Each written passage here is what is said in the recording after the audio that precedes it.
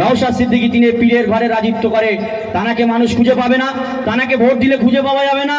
তিনি ধর্ম নিয়ে ব্যবসা করবেন, তিনি একটা সম্প্রদায়িক হয়ে কথা বলবেন, তিনি অন্য সাম্প্রদায়িক মানুষের হয়ে তিনি কথা বলবেন না। তারপরেও ভাঙড়ের মানুষের যে দোয়া আশীর্বাদ নিয়ে তিনি নির্বাচিত হয়েছেন, তারপর থেকে লাগাতার 2021 থেকে বর্তমান 2024 এই 2-3 বছরে তিনি রাজ্যের বিভিন্ন প্রান্তে যেখানে মানুষ বঞ্চিত লাঞ্ছিত, ধর্ম দেখে না, জাত দেখে না, রং দেখে না, তিনি মানুষের হয়ে বিভিন্ন প্রান্তে বিভিন্ন জায়গায় গিয়ে তিনি প্রতিবাদ করছেন এবং বিভিন্ন জায়গায় সেই সমস্ত মানুষের কথা বলে তিনি লড়াচ্ছেন। তাই আর এই সমস্ত ভাওতা চলবে না। আমরা দেখেছি নওশাদ সিদ্দিকী মহাশয় তিনি তার উন্নয়ন করার জন্য যিনি কিভাবে তিনি তার এলাকার মানুষের স্বাস্থ্য থেকে শুরু করে, শিক্ষা থেকে শুরু করে, কর্ম থেকে শুরু করে, রাস্তাঘাট বিভিন্ন সময় বিভিন্ন ক্ষেত্রে বিভিন্ন দপ্তরে তিনি যেভাবে সোশ্যাল মিডিয়ায় তার প্যাডে লিখে বিভিন্ন আধিকারিকদের জানায়, সেটা অন্য কোনো রাজনীতির নেতার, অন্য কোনো বিধানসভার বিধায়ক, অন্য কোনো বিধানসভার লোকসভার এমপিদের আমরা দেখতে পাইনি।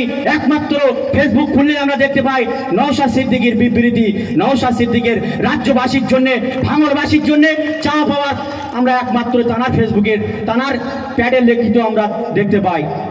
তিনি ভাঙড়বাসীর জন্য একটা উন্নত মানের হসপিটাল করার দাবি রেখেছিলেন, কিন্তু নওশাদ সিদ্দিকী মহাশয় তিনি একা বিধায়ক, এই রাজ্যের বিরোধী একরায় বিধায়ক, তিনি তানার বিধানসভার জন্য যে বরাদ্দ করা টাকা এলাকা উন্নয়ন করার জন্য 60 লক্ষ টাকা করে তিনি পায়, তিনি তার টাকা নিয়ে এলাকার বিভিন্ন মোড়ে মোড়ে বাজারে বাজারে বিভিন্ন মাদ্রাসা মসজিদ এবং মন্দিরের লাগোয়া জায়গায় যে সমস্ত জায়গায় হাই মার্শাল লাইট দরকার তিনি লাগিয়েছেন এবং আরও বহুমুখী কাজ, কল থেকে শুরু করে ড্রেন ইত্যাদি নানা কিছু কাজ কিন্তু জেলা দপ্তরে তিনি জমা দিয়ে রেখেছেন।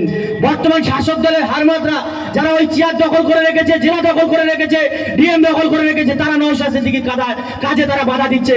কারণ নওশাদ সিদ্দিকী অক্ষরে অক্ষরে কাজ বুঝে নেবে, কোনো পার্সেন্টেজ ওই নেতাদের, ওই পদাধিকারীদের, কর্মচারীদের দিয়ে দেবেন না, তাই তারা কাজে তারা বাধা দিচ্ছেন। নওশাদ সিদ্দিকী কাজ না করে তিনি 21 সালে ভাঙড়ের মানুষের 1,26,000 মানুষের ভোট পেয়েছেন। তার দ্বারা যদি কাজ হয়, এলাকায় লাইট কল ড্রেন যদি হয়, সেই সমস্ত জায়গায় যদি ভোট মারতে হয়, এটা কোন তহবিল থেকে হয়েছে, কোন উদ্যোগে হয়েছে, কার বিধায়ক ফান্ডে থেকে উঠেছে, সাধারণ মানুষ যদি দেখতে পায়, সোশ্যাল মিডিয়ায় যদি প্রকাশ হয়, তাহলে ভাঙড়ে আর এই তৃণমূলের ঝান্ডা ধরার নেতাকর্মী খুঁজে পাবে না। তাই তারা নওশাদ সিদ্দিকীর কাজে বাধা দিচ্ছে। ধিক্কার জানাই, নিন্দা জানাই। একজন বিধায়ককে যে যোগ্য সম্মান দেওয়ার কথা ছিল, সেই সম্মান তাকে দেওয়া হচ্ছে না। আপনারা জানেন যে লড়াইয়ের মধ্যে দিয়ে বিগত বছরে পঞ্চায়েত নির্বাচনে আপনারা আমাকে জিতিয়েছেন এই ফুলেরহাট 1, 2 এবং শানপুকুর অঞ্চলের থেকে। আমিও এই 3টে অঞ্চলের নির্বাচিত যে জায়গা থেকে আমি প্রতিদ্বন্দ্বিতা জয়লাভ করেছি, সেখানকার মানুষের জন্য বিভিন্ন রাস্তাঘাট, কল, টিউবওয়েল, ড্রেন এবং লাইটের কাজের প্রপোজাল বিভিন্ন দপ্তরে দিয়েছি। সভাধিপতি ম্যাম থেকে শুরু করে, ডিএম স্যার থেকে শুরু করে, এডিএম স্যার থেকে শুরু করে সহসভাধিপতি এবং বিভিন্ন দপ্তরে যারা কর্মদক্ষ সাহেব আছেন তাদের কাছে দিয়েছি। সবটাই আমাদের কাছে রিসিভ আছে।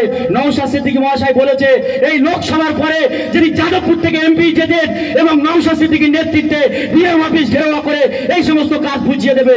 তার জন্য আমরা ফাইল বন্ধ করে রেখেছি। আগামী দিনে আপনাদের নিয়ে ভাঙড় সহ বিভিন্ন দপ্তরে আমরা যাব। কারণ যেভাবে একজন জনপ্রতিনিধির কাজ আটকে রাখা হচ্ছে, এলাকার মানুষকে উন্নয়ন থেকে পিছিয়ে দেওয়া হচ্ছে, কারণটা কি? কারণ পঞ্চায়েতও এরা ভুল বুঝিয়েছিল। নওশাদ সিদ্দিকী কয়েকটা লাইট ছাড়া কিছু করতে পারেনি, এদেরকে ভোট দিলে এরাও কিছু করতে পারবে না, সেটাও দেখতে পাচ্ছি। এই লোকসভা নির্বাচনে বিভিন্ন বাড়ি গিয়ে বিভিন্ন গ্রামের মানুষের কাছে বোঝাচ্ছে তোমরা পঞ্চায়েত জিতিয়েছো, বিভিন্ন গ্রামে বিভিন্ন জায়গায় পঞ্চায়েত সমিতি জিতিয়েছো, বিভিন্ন জায়গায় জেলা পরিষদ জিতিয়েছে, তাদের উন্নয়ন কি? বন্ধু, এর আগে যিনি এখান থেকে জেলা পরিষদের মেম্বার ছিলেন সাবিলা খাতুন হাকিমুল রহিম, তিনি কি কাজ করেছে? আমি বিগত 9 মাস ধরে জেলা অফিসে গিয়ে খোঁজ দিচ্ছি, জেলা দপ্তরে যিনি ইঞ্জিনিয়ার আছে রাজুদা, তিনি কিন্তু বলতে পারছে না। আমি তার কাছে জানতে চেয়েছি তিনি এই 3টো অঞ্চল সব ভাঙড়ের জন্য তিনি কি চেয়েছেন, তার রিসিভ কপিটা দাও, আমি তাহলে সেই কাজগুলো আর জমা দেবো না, আমি অন্যগুলো জমা দেবো। তারাও ঠিক বলতে পারছে না। এরা শুধু মাইনে তুলেছে আর ওই ফল ও আর ওর বাপ তুলে সাবুতি ফেরাক কিনেছে। ওরা মানুষের কাজ করেনি। আমি কথা দিচ্ছি এই 9 মাসে প্রত্যেকটা গ্রামের জন্য আমার এই যে সমস্ত নির্বাচিত গ্রামের আপনারা খবর নেবেন আমার নেতৃত্বদের কাছে, এবং আমার কাছে রিসিভ কপি আছে। প্রতি গ্রামে কোনো না কোনো কাজের জন্য আমি জমা দিয়েছি, প্রত্যেকটা কপি আমাদের কাছে আছে।